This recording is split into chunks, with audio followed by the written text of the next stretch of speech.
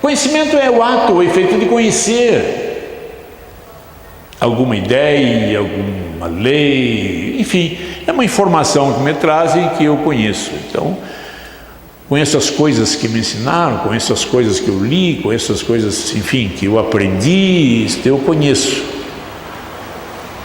Mas eu percebo que tudo isso que eu conheci não é o dono da verdade absoluta, ela não tem uma verdade definitiva, porque eu esbarro numa das coisas mais primitivas do mundo. Eu sempre disse isso para vocês: eu não sei quem sou e não sei para onde vou. Ciência não me diz isso, embora tenham tentado nas próprias religiões hipóteses, para que me alivie a consciência, para que me tranquilize a consciência, não é isso? Eu não quero ser materialista, morri, acabou tudo, não. Então, aí me vem uma série de coisas, de hipóteses, que vai ser assim, vai ser assado, sei lá, para me animar, para me entusiasmar, né? Para me dar assim uma segurança de mim mesmo. Mas, não vamos confundir, e aqui eu achei lindo isso, não vamos confundir conhecimento com sabedoria. O conhecimento ajuda a ganhar a vida, e a sabedoria a construir uma vida. A construir, eu vou construindo solidamente a minha vida existencial. Vai havendo uma certeza absoluta da minha realidade, uma certeza absoluta de quem sou, o que faço, para onde vou, cada passo que eu dou. E quando eu percebo isso, a alegria e a expectativa é que passe isso aos semelhantes, né? E diga: saiam das prisões e compreendam que nós somos isto. Esse anúncio, essa boa nova de que nós somos uma criatura e que tem em si um pensamento transcendente de mim mesmo, que tem em mim um sonho transcendente, que eu não consigo captar, limitar na própria sabedoria da ciência. Isso precisa ficar claro para mim. Então, a sabedoria do grego é conhecer a verdade. Eu acho que isso é o grande sentido, conhecer a verdade. Quando eu falo com alguém que diz que eu não acredito em Deus, a minha pergunta é: por que é que você não acredita em Deus? Ele diz: porque sim. Poxa, é pobre isso, né? Não que eu queira convencê-lo de que Deus existe, não é isso. Mas é pobre, não é porque sim. Se eu falar para você que a Terra é quadrada, você vai dizer: não, a Terra é redonda. Mas por quê? Eu acho que é quadrada porque sim. Ele vai dizer: não adianta você dizer porque sim, porque não é. Então não depende, veja bem, da minha opinião, não depende do que eu acho, depende do que porque sim. É simplesmente isso, já está comprovado.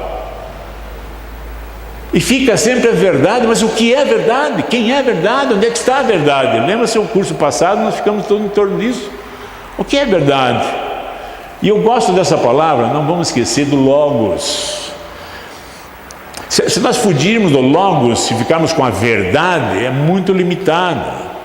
Nós sempre temos que, e aí vem toda essa visão filosófica, nós temos que romper essas amarras que a própria palavra limita. Verdade. Verdade, eu tenho um conceito de verdade, ao ponto de que numa discussão, mas essa é a minha verdade, eu escuto assim, tem várias verdades, essa é a minha verdade, a sua é outra. É um pouco complicado, né? Porque quando nós vamos mais no sentido subjetivo, cada um tem a sua verdade. E fica difícil discutir, porque você fica com a sua verdade, eu fico com a minha verdade, não vamos chegar a verdade nenhuma. Não é mesmo? Quando falamos verdade, que a gente fala na palavra logos, tem um sentido diferente, mais profundo, um sentido transcendente da verdade. Sentido transcendente da verdade. Veja bem, era no início, logos em grego, era a palavra, escrita ou falada. Mas começa a se entender, veja bem, que esse logos, segundo os filósofos gregos, era a razão. Isto é verdade. Quando entra o cristianismo, entra com uma visão mais ampla da verdade. Quer dizer, a verdade não se limitava à palavra escrita ou falada, mas era a palavra. Então, logos era a palavra. Mas essa palavra numa dimensão transcendente, não limitada à verdade da razão. Não sei se me entende. Era uma verdade, o logos era uma verdade que estava acima da própria razão humana. Era uma verdade transcendente à razão, uma verdade a qual a razão não limitava. Isto era verdade, porque era a palavra. E quando vem todo o mistério da encarnação, diz assim: e a palavra se fez carne. Então, esta afirmação nos leva a uma dimensão, escutamos, somos informados de uma dimensão, não muda nada, mas só uma dimensão de que esta palavra tem um sentido mais amplo. A palavra é a verdade, é o logos. Então, o logos é um sentido mais amplo, a verdade é um sentido mais amplo. Onde está a verdade? Então, eu sei, por experiência própria, pessoal, de que eu posso ser um grande cientista e que eu posso dominar todas as ciências que existem. Eu não estarei de posse do logos. Sempre vai ficar uma falha na verdade. A ciência não me explica definitivamente, né? Na coisa mais básica, como nós dizemos na nossa fecundação, começa por aí. Ela não me explica. O que é a morte, o que é vida, não me explica. Então as coisas mais básicas têm uma falha. Então aqui diz assim: o conceito filosófico é tanta capacidade de racionalização individual como esse princípio cósmico. Não sei se estão entendendo, se consigo passar. Vai além de uma reflexão pessoal. A partir dessa reflexão pessoal, eu sou capaz de falar a vocês e vocês compreenderem nessa dimensão transcendente de que a verdade não se limita a essa ciência, não se limita a alguém. O domínio da verdade é algo transcendente que eu não consigo captar, não consigo limitar. Ele é ilimitado. As coisas mais básicas eu não sei explicar. Certo? Ou não? Pode me contestar. Então eu podia dizer que a ciência tem a sua verdade. O logos da ciência. Qual é a verdade da matemática? Os teoremas, bem, aqueles cálculos todos, isso é uma verdade, né, que foi descoberto, foi estudado, foi planejado, foi analisado, foi definido, foi conceituado, ok, tudo, perfeitamente. Mas aí alguém pergunta assim: mas por que o número 2 é escrito assim? Por que o 3 é assim? Quem disse que isso chama-se 3 e chama-se 4? Nunca perguntaram isso, né? Já? Por quê? Por que 2 e 2 são 4? Por que não é 2, 2, 5? Entende? São coisas mais básicas possíveis e nós esbarramos num... Não sei, às vezes tem coisas que, olha, sinceramente, eu não sei te dizer, né? É assim. Sei lá, não sei explicar direito. Mas a ciência tem, então, essa maneira de olhar, de ver, de decidir, de definir, de conceituar, de explicar, e vai tentando. Quanto mais etéreo, né, podemos dizer assim, esses conceitos que se dizem científicos, mais confusos vão sendo, né, porque vão se distanciando dessa verdade cada vez mais.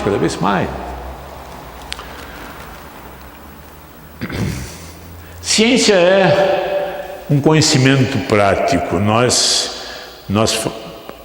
raciocinamos, refletimos sobre alguma coisa, discutimos sobre essa coisa, analisamos, testamos, definimos, conceituamos e comprovamos. Daí damos mais um passo, e assim nós vamos indo. Isso é a ciência, ela vai definindo esse conhecimento e vai passando. Vamos então, claro, acumulando conhecimento. Isso é a ciência. Isso somos nós, cientificamente explicado.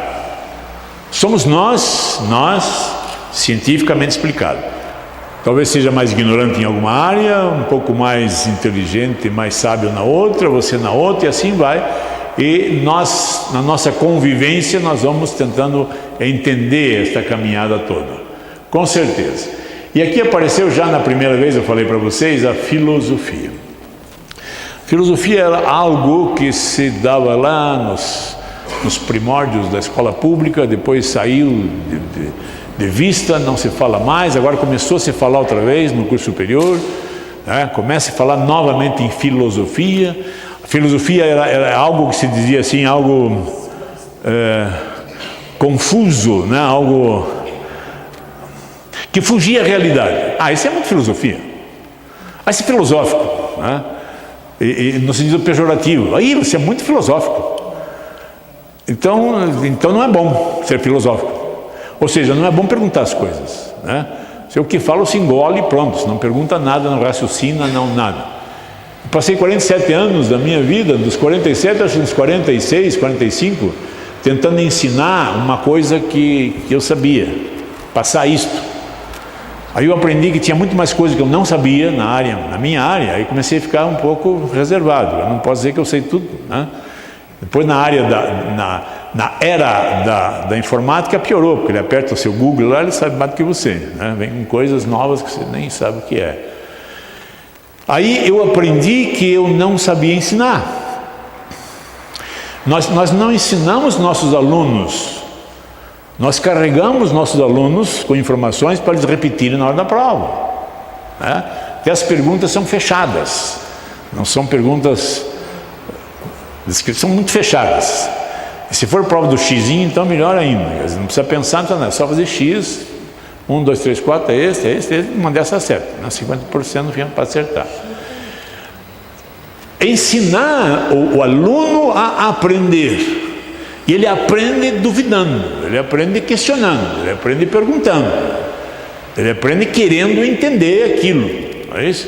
É assim porque é assim? Não, isso não cabe assim porque é assim. É assim porque teve que ter um princípio, alguém definiu alguma coisa. Então ensinar o aluno a refletir, a discutir, a perguntar, a duvidar, a questionar. Eu levei esses 47, como disse para vocês, sei lá, 40 anos, ensinando a não pensar, não refletir, ensinando a decorar. Dava um conceito, repita o conceito, acabou. Não precisa perguntar o porquê foi, quem descobriu, como é que foi, etc, etc. Daí a filosofia. Então, o que é a filosofia? Quando nasce, quando começa? Quando nós começamos a perguntar sobre nossas coisas. Começa a surgir, né? Quem sou eu?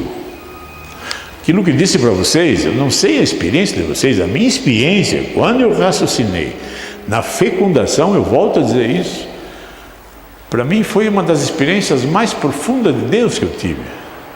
A certeza em mim, a partir de conhecimentos científicos, sou professor de biologia, de que aquela fecundação se deu não por questões de vontade do meu pai e da minha mãe, e uns números interessantes, porque 3 dias o espermatozoide vivo, 1 dia o óvulo. Por que 3 e 1? Por que não 4, não 5, não 2? Por que 3? Isso é ciência. 3. Então, 3 nessa visão transcendente é plenitude, é perfeição. 3 é o perfeito. E 1, a unidade. E aí vai, se eu analiso cronologia, eu dizia que é 1 dia em 3 dias, não. Se eu olho o kairos, se eu olho nessa visão transcendente, em que o grego dizia que foge ao meu controle, eu não consigo controlar o kairos. Eu não consigo controlar, uma criança vai nascer agora, nasce, não nasce, fecunda, não fecunda, não pode, eu não tenho condições de fazer isso. Tenho tentado em laboratório, as confusões têm dado. Eu posso dizer, terminou o nosso assunto. Isso é Cronos. Eu comando, eu defino, mas eu não posso definir coisas as quais estão fora do meu controle. E aí eu preciso entender, aí é visão transcendente. 3 é perfeição. 1 é a unidade da perfeição. Eu fui fecundado na unidade da perfeição. Pronto, não precisa mais nada. Para mim, né? Eu posso ir embora, posso morrer tranquilo. Eu fui fecundado não por plano de meu pai, da minha mãe, não por projeto deles. Isso piorou, porque, como sempre digo, eu fui o temporão. Naquela época, uma mulher com a idade que minha mãe tinha, não nascia mais ninguém, né? E na unidade da perfeição. Raciocinem, pense um pouquinho. Ninguém planejou esse início da existência de cada um de nós. Nós fomos naquele silêncio uterino, Kairos. Alguém quis, não sei quem, não sei como é que é o nome, mas é uma força que estava além do meu pai e da minha mãe. É algo transcendente. 600 milhões de espermatozoides. Você vai num concurso de medicina aí, tem, sei lá, 20 para 1, já é uma luta. 600 milhões. Tá? Alguma coisa tem de importante.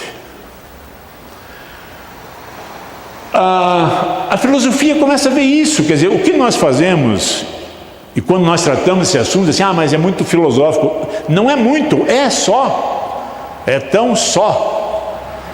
Eu vou compreendendo as coisas, eu vou acolhendo as coisas à medida que isso vai sendo revelado para mim, e isso está além dos limites da ciência. Isso precisa ficar muito claro. Eu nunca li em parte nenhuma na ciência de que a fecundação se dá na unidade da plenitude, da perfeição do Kairos. Nunca vi isso. Só me dizem assim que é num dia dos 3. Interessante isso, sim, num dia, mas por que naquele dia?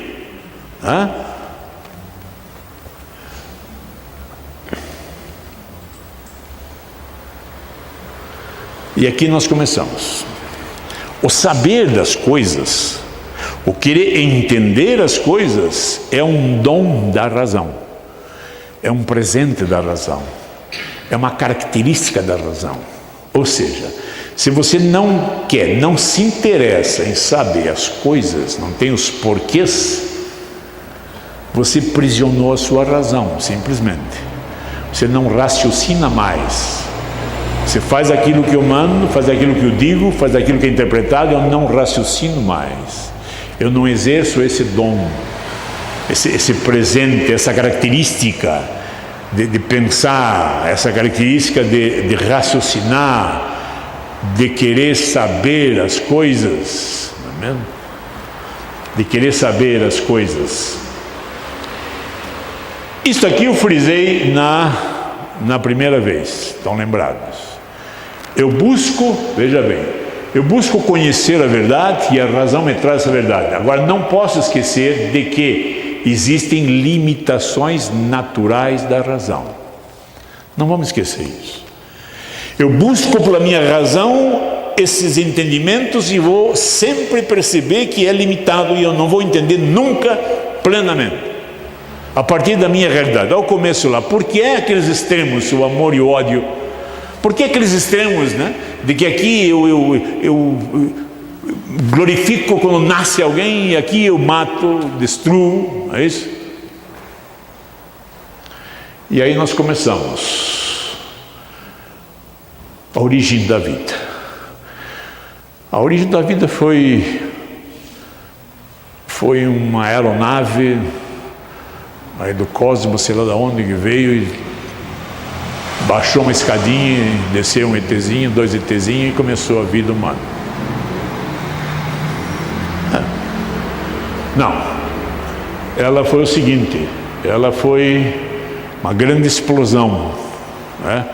Explodiu lá e começou então a poeira, isso aqui é bacana, explodiu e a poeira saiu e a poeira foi se juntando e formou a vida.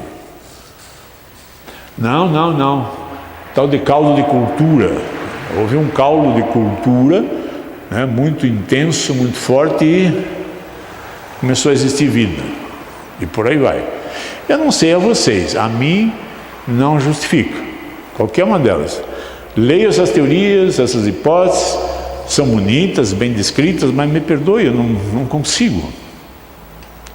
Não consigo. Primeiro, foi um planeta, sei lá, super, hiper inteligente, mas tão inteligente que acabou, sumiu, não apareceu mais, né? Eu acho engraçado, apareceu um UFO, né, não sei aonde lá, geralmente numa cidadezinha do interior, principalmente São Paulo de Minas. Se eu sou um ser super inteligente, me perdoem se estiver errado, super inteligente, eu iria aonde? Eu iria descer aonde?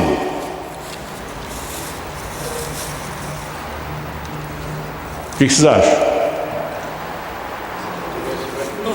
No lugar onde comanda isso aí. Né?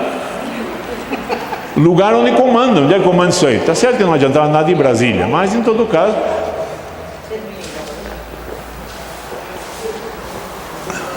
Não, vai aparecer numa cidadezinha do interior, pequenininha, que ninguém sabe, ninguém vê. Big Bang. Olha, eu me recuso. Eu não nasci de explosão nenhuma, né? Acho que a coisa é mais consistente. E aí vai. Então, isso são perguntas, não é simplesmente piegas, dizer, não aceito isso porque Deus me criou. Não. Reflita um pouco, raciocine um pouquinho. Não é mesmo? Esse caldo de hoje em dia é muito mais fácil. Então, crie os gases que tinham naquela época e faça crescer vida. Né? Tão fácil que é. Hoje é muito mais fácil. Fizeram lá um aparelho na Europa, construíram lá não sei quando, a fortuna, para trazer a partícula incriada, né? Primeira partícula que foi. Aí você descobriu que tem muito mais coisa antes disso. Quer dizer, não... Bom, eu gosto de pensar que a minha vida transcende, a resposta da minha vida transcende a ciência. A ciência não conseguiu me trazer uma fórmula, um conceito, dizer você existe por este motivo. Até agora não. E eu sou professor de ciências. Nós temos aí um médico, né? Você até agora não temos condições de saber estas mínimas coisas da nossa vida. Não temos. Então eu gosto de pensar em que houve uma manifestação transcendente que ultrapassa o entendimento da ciência. É transcendente, não limita-se, é transcendente. Não é prisioneiro e não se aprisiona nas palavras da ciência. É uma palavra transcendente. Então gosto de raciocinar e começar por aí. Sempre na história do mundo, e nós sabemos disso, houve um aceite de uma ação, de um agir divino. As pessoas mais descrentes, às vezes acontece uma coisa, um desastre, eu vejo assim na reportagem, não, isso foi Deus. Ou seja, é algo inexplicável, isso foi Deus. Meu Deus, essa aqui estava assim, câncer, foi curado. Milagre, isso é Deus. Então existe na nossa concepção um agir divino, existe um agir transcendente. E que pelo menos na parte positiva boa, tudo aquilo que é bom é divino, é de Deus. Então deu um desastre, assim, esse você ouviu, isso é de Deus. Os que morreram, então, isso não era de Deus, né? Sempre o de Deus é quando salva, já notaram isso, né? Por isso que a gente fala, sempre quando vai pedir alguma coisa, pedir para que cure, né? Você nunca vai pedir assim que faça o que é para ser feito. Você tem um pouco de medo nisso, né? Senhor, o Senhor é o dono de tudo, mas cura, Senhor. Né? Quer dizer, mas nós temos isso, isso é divino, isso é divino.